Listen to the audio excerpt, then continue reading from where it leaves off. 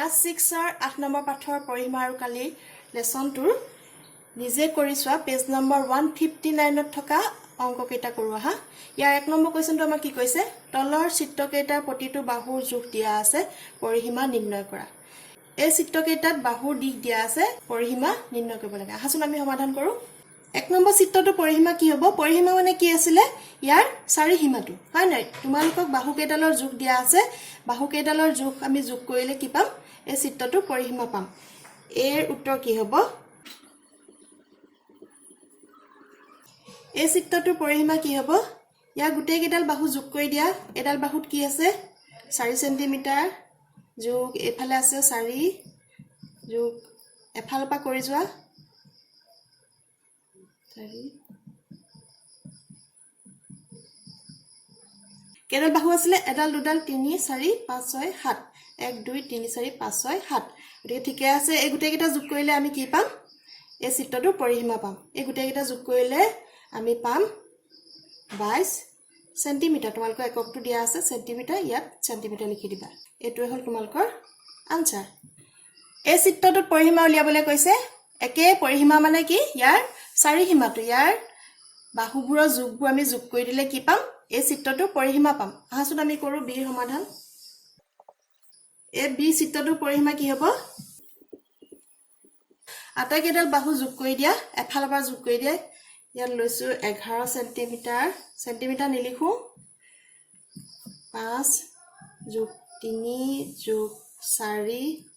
যোগ 2 যোগ 3 যোগ এটো 3 যোগ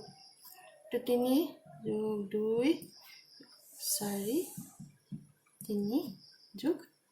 5 সেন্টিমিটাৰ আমাৰ আটাইকেইডাল বাহু যোগ হলনে চাবা 1 2 3 4 5 6 7 8 9 10 11 12 ডাল বাহু আছিল 1 2 3 4 5 6 7 8 9 10 11 12 12 ডাল বাহু হৈ গল গতিকে এই চিত্ৰটোৰ বাহুৰ যোগবোৰ যোগ কৰি দিলে আমি চিত্ৰটোৰ পৰিসীমা পাম এই গুটেই কেইডাল বাহু যোগ কৰিলে যোগফলটো হ'ব 48 সেন্টিমিটাৰ ইয়াৰ এককটো লিখি দিবা এটোৱে হল বি চিত্ৰৰ আনসাৰ এই ধৰণে তোমালোকে চিত্ৰ সি আৰু ডি পৰিসীমা দুটা উলিয়াই পেলাবা বাহু কেইডাল যোগ কৰি দিলে তোমালোকে চিত্ৰ কেইটাৰ পৰিসীমা পাবা আহাচোন আমি এতিয়া 2 নম্বৰটো কৰো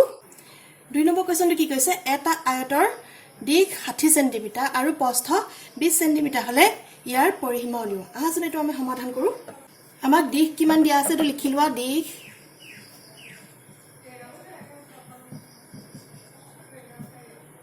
প্ৰস্থ কিমান দিয়া আছে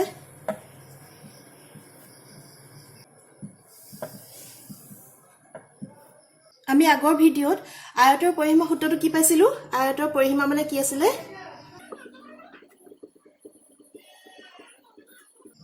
2 পূৰণ দিশ যোগ প্ৰস্থ মনত আছে নে তোমালোকৰ আয়তৰ পৰিসীমা সমান 2 পূৰণ দিশ যোগ প্ৰস্থ এতিয়া আমি ইয়াত দীঘৰ ঠাইত যেটো দিয়া আছে মান এইটো মান আৰু প্ৰস্থৰ ঠাইত ইয়াৰ যেটো মান দিয়া আছে এই মানটো লিখি দিলে আমি আয়তটোৰ পৰিসীমা পাম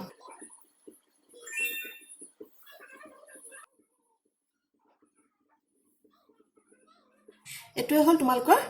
আনসাৰ 3 নম্বৰ কোৱেশ্চনটো আমাক কি কৈছে এখন আয়তাকৃতি মজিয়াৰ পৰিসীমা 400 মিটাৰ আৰু দিশ 150 মিটাৰ হলে মজিয়াৰ প্ৰস্থ নিৰ্ণয় কৰা আহাচোন আমি সমাধান কৰো আমাক কি দিয়া আছে আয়তাকৃতি মজিয়াৰ পৰিসীমা দিয়া আছে তাৰমানে এটা আয়তৰ পৰিসীমা দিয়া আছে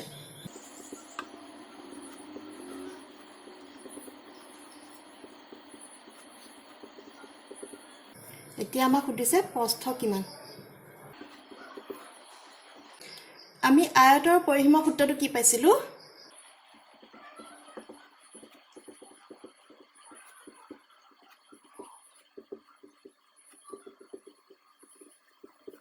আয়তৰ পৰিসীমা ইকুৱেল টু 2 ইনটু দিশ যোগ প্ৰস্থ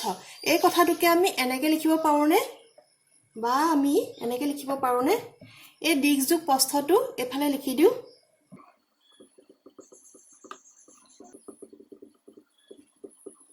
পৰিসীমাক আমি 2 ৰে হৰণ কৰি দিওচোন যদি দিশ যোগ প্ৰস্থৰ দুগুণটো আয়তৰ পৰিসীমা হয় তেতিয়া হলে দিশ যোগ প্ৰস্থ কি হ'ব পৰিসীমাৰ আধা হ'ব বুজি পালা নহয় এটা আয়তৰ পৰিসীমা মানে কি ইয়াৰ এই দুটা দিশ আৰু দুটা প্ৰস্থৰ যোগফল এতিয়া আমি দুটা অকল যদি দুটা দিশ আৰু প্ৰস্থ কৰো তেতিয়াহলে কি হ'ব পৰিসীমাৰ আধা হ'ব এটো তোমালোকৰ এটা সূত্ৰ নিচিনাই তোমালোকে এটো মনত ৰাখিব লাগে আসলতে এতিয়া আমাক দিশ কিমান দিয়া আছে দিশ দিয়া আছে 150 মিটাৰ আৰু প্ৰস্থটো আমাক উলিয়াব লাগে হয় নে প্ৰস্থ ইকুৱেল টু কিমান হ'ব পৰিসীমা কিমান দিয়া আছিল 400 মিটাৰ ইয়াক 2 এ হৰণ কৰি দিয়া এককটো হ'ব মিটাৰ এতিয়া আমি কিমান পাম এটো ইয়াতে ৰাখোছুন 150 প্লাস এককটো পিছত লিখি দিম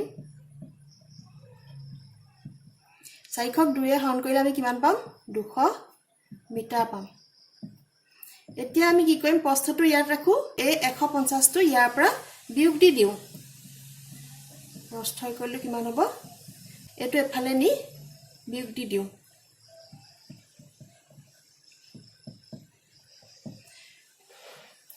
এটো বুজি পালা নহয় দুটা দিশ আৰু প্ৰস্থ মিলি পৰিসীমাটো হ'ল মানে আধা পৰিসীমাটো হ'ল গতিকে প্ৰস্থটো কি হ'ব যেটো দিশ আছিল আমি হেতু বিয়োগ দি দিও ইকুৱেল টু কিমান হ'ব 50 মিটাৰ প্ৰস্থ ইকুৱেল টু কিমান পালো আমি 50 মিটাৰ এটো হ'ল তোমালোকৰ আনসাৰ 4 নম্বৰ কোৱেশ্চনটো কি কৈছে এখন আয়তাকৃতি শিশু উদ্যানৰ দিশ 200 মিটাৰ প্ৰস্থ 150 মিটাৰ ইয়াৰ পৰিসীমাত বেৰ দিলে প্ৰতি মিটাৰত 20 টকা হাৰত কিমান খৰচ হ'ব আহচোন আমি সমাধান কৰো প্ৰথমতে আয়তাকৃতি শিশু উদ্যানখনৰ পৰিসীমা উলিয়াই লোৱা মানে আয়তৰ পৰিসীমাটো উলিয়াই লোৱা আমাক দিশ কিমান দিয়া আছে লিখি লোৱাটো এতিয়া আমি পৰিসীমা উলিয়াব লাগে আয়তৰ পৰিসীমা সূত্ৰটো কি আছিল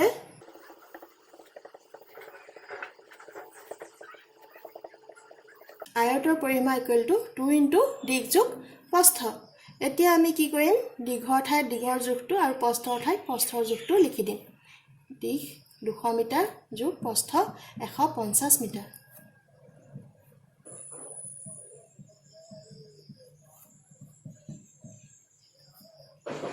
মিটাৰ আয়তাকৃতি শিশু উদ্যানখনৰ পৰিসীমা পালো 700 মিটাৰ এতিয়া কোৱেশ্চনটোত কি কৈছিলে পৰিসীমাত বেৰ দিলে প্ৰতি মিটাৰত 20 টকা হাৰত কিমান খৰচ হ'ব মানে 1 মিটাৰত 20 টকা খৰচ হয় তেতিয়া হলে 700 মিটাৰত কিমান খৰচ হ'ব উলিওৱা হয়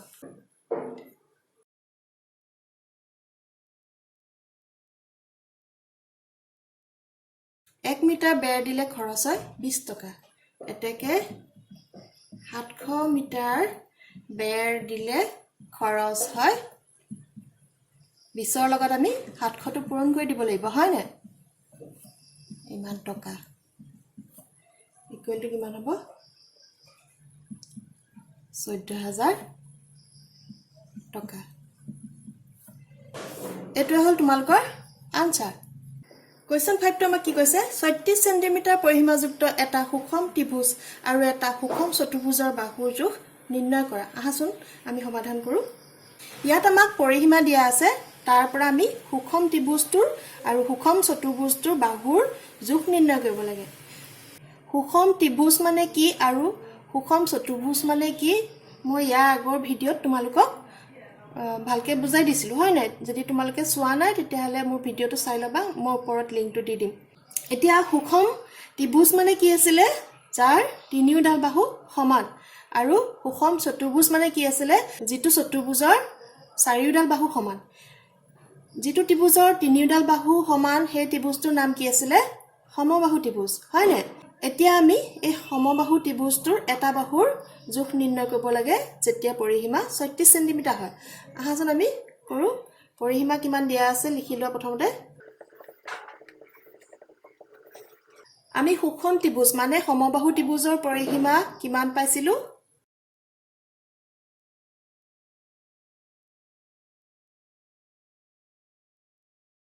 সমবাহু ত্ৰিভুজৰ পৰিসীমা ইকুৱেল টু 3 * এটা বাহুৰ দিশ এতিয়া আমাক পৰিসীমাটো দিয়া আছে 36 সেন্টিমিটাৰ হয় না ইয়াৰ পৰা আমি বাহুৰ দিশটো উলিয়াব লাগে তাৰমানে এটা বাহুৰ দিশটো আমি কেনেকৈ লিখিব পাৰো বাহু ইকুৱেল টু এই পৰিসীমাক আমি 3 এ হৰণ কৰি দিলে আমি এটা বাহুৰ দিশ পাম হয় না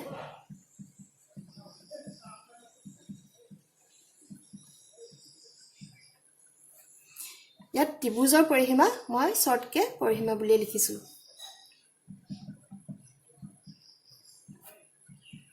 পৰিসীমা আমাক কিমান দিয়া আছে 36 সেন্টিমিটাৰ তাক 3 এ হৰণ কৰি দিলে আমি কিমান পাম 12 সেন্টিমিটাৰ এটো হল সমবাহু ত্ৰিভুজটোৰ এটা বাহুৰ দিশ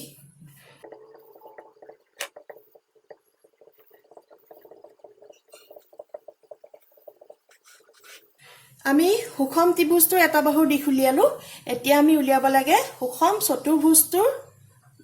এটা বাহুৰ জোখ সুষম চতুৰ্ভুজ মানে কি কলো সুষম চতুৰ্ভুজ মানে হল যিটো চতুৰ্ভুজৰ চাৰিওডাল বাহু সমান আমাক চাৰিওডাল বাহুৰ সমান চতুৰ্ভুজটো কি আমি সকলোৱে জানো বৰ্গ হয় না গতিকে বৰ্গৰ পৰিসীমাটো দিয়া আছে এই বৰ্গৰ পৰিসীমাটোৰ পৰা বৰ্গৰ এটা বাহুৰ দিশটো উলিয়াব লাগে আহাচোন আমি প্ৰথমতে লিখি লওঁ বৰ্গৰ পৰিসীমা সূত্ৰটো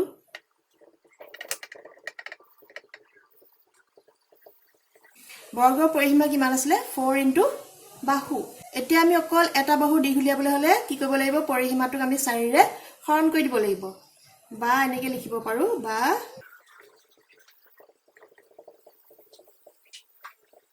এতিয়া বৰ্গৰ পৰিসীমাটোক 4 ৰে হৰণ কৰি বৰ্গটো বাহুটোৰ দিশ উলিয়াই দিব পাৰিবা এফালে কৰো বৰ্গৰ পৰিসীমা কিমান কৈছে 36 সেন্টিমিটাৰ আৰু তাক 4 ৰে হৰণ কৰি দিয়া ইকুৱেল টু কিমান পাবা 36 ক 4 ৰে হৰণ কৰিলে আমি কিমান পাম 9 সেন্টিমিটাৰ এককটো তোমালোকৰ দিয়া আছে সেন্টিমিটাৰ এতেকে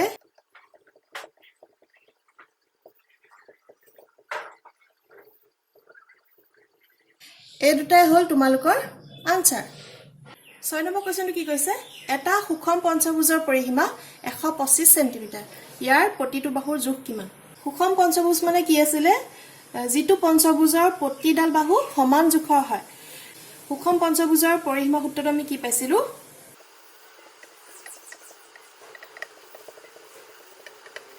পঞ্চভুজত কেইডাল বাহু থাকে 5 ডাল 5 * এটা বাহুৰ দিশ এতিয়া আমাক পঞ্চভুজটো পৰিসীমা কিমান দিয়া আছে 125 সেন্টিমিটাৰ 5 * এটা বাহুৰ দিশ এতিয়া আমি বাহুটোৰ জোখ উলিয়াবলৈ কি কৰিব লাগিব এই 125ক 5 ৰে হৰণ কৰি দিব লাগিব হয় নে এতেকে লিখা এতেকে বাহু ইকুৱেল টু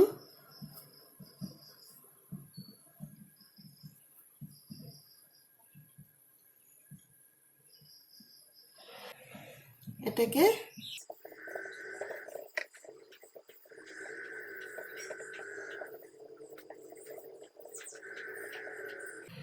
এতেকে সুষম পঞ্চভুজটোৰ প্ৰতিটো বাহুৰ জোখ হ'ব 25 সেন্টিমিটাৰ এটো হল তোমালোকৰ আনসাৰ 7 নম্বৰ কোৱেশ্চনটো কি কৈছে বৰ্গাকৃতিৰ খেলপথাৰ এখনত বেৰ দিউতে প্ৰতি মিটাৰ 35 টকা হিচাপে মুঠ খৰচ হয় 4480 টকা খেলপথাৰখনৰ প্ৰতিটো বাহুৰ জোখ কিমান হ'ব ইয়াত আমাক খেলপথাৰখনত বেৰ দিউতে কিমান খৰচ হল হেতু দিয়া আছে 4480 টকা আৰু 1 মিটাৰত কিমান খৰচ হৈছিল 35 টকা দিয়া আছে ইয়াৰ পৰা আমি বৰ্গটোৰ পৰিসীমা উলিয়াই বৰ্গৰ পৰিসীমাৰ পৰা এটা বাহুৰ জোখ নিৰ্ণয় কৰিব লাগিব আহাচোন আমি কৰো আমি প্ৰথমতে উলিয়াব লাগিব 1 মিটাৰত 35 টকাকে কিমান মিটাৰত 4480 টকা খৰচ হল প্ৰথমতে আমি হে মিটাৰটো উলিয়াই ল'ব লাগিব নামনে আমি বৰ্গটোৰ পৰিসীমাটো উলিয়াই ল'ব লাগিব আমাক দিয়া আছে প্ৰতি মিটাৰত 35 টকাকৈ 4480 টকা তাৰ পৰা আমি মিটাৰটো উলিয়াই লওঁ লিখা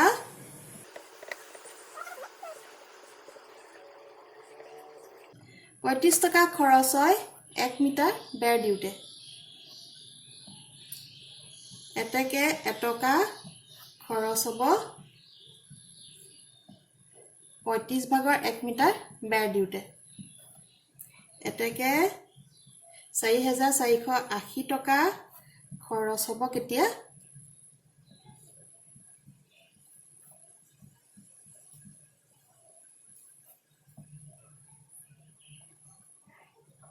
ইয়াৰ পৰা আমি মিটাৰটো উলিয়াই ল'ব লাগিব আমি 4480 ক 35 এ হৰণ কৰিলে পাম 128 মিটাৰ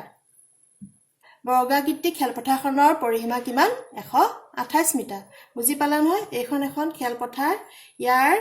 ইটো মূৰৰ পৰা সিটো মূৰলৈ গোটেই চাৰিসীমাটো বেৰ দিওঁতে খৰচ হৈছিলে 4480 টকা আৰু 1 মিটাৰত খৰচ হৈছিলে 35 টকা চাৰিসীমাটোৰ কিমান দীঘল উলিয়ালো কিমান দীঘল হ'ল 128 মিটাৰ 128 মিটাৰটো কি হ'ল এই বৰ্গটোৰ পৰিসীমা বুজি পালানে পৰিসীমা মানে চাৰিসীমাটো আছিলে হয় না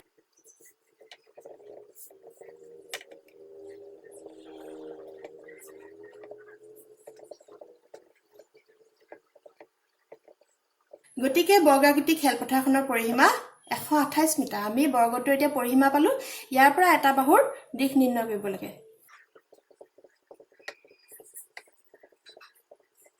বৰ্গৰ পৰিসীমা ইকুৱেল টু কিমান আছিল 4 ইনটু এটা বাহুৰ দিশ ইয়াৰ পৰা আমি বাহুটো কেনেকৈ উলিয়াও বা বাহু ইকুৱেল টু কেনেকৈ উলিয়াও বৰ্গৰ পৰিসীমাক 4 ৰে হৰণ কৰি দিব লাগিব বৰ্গৰ পৰিসীমা কিমান পাইছিলো 128 মিটাৰ ইয়াক আমি 4 ৰে হৰণ কৰি দিম ইকুৱেল টু কিমান পাম 32 মিটাৰ মানে খেলপথাৰখনৰ প্ৰতিটো বাহুৰ জোখ কিমান 32 মিটাৰ এইটোৱে হ'ল তোমালোকৰ আনসাৰ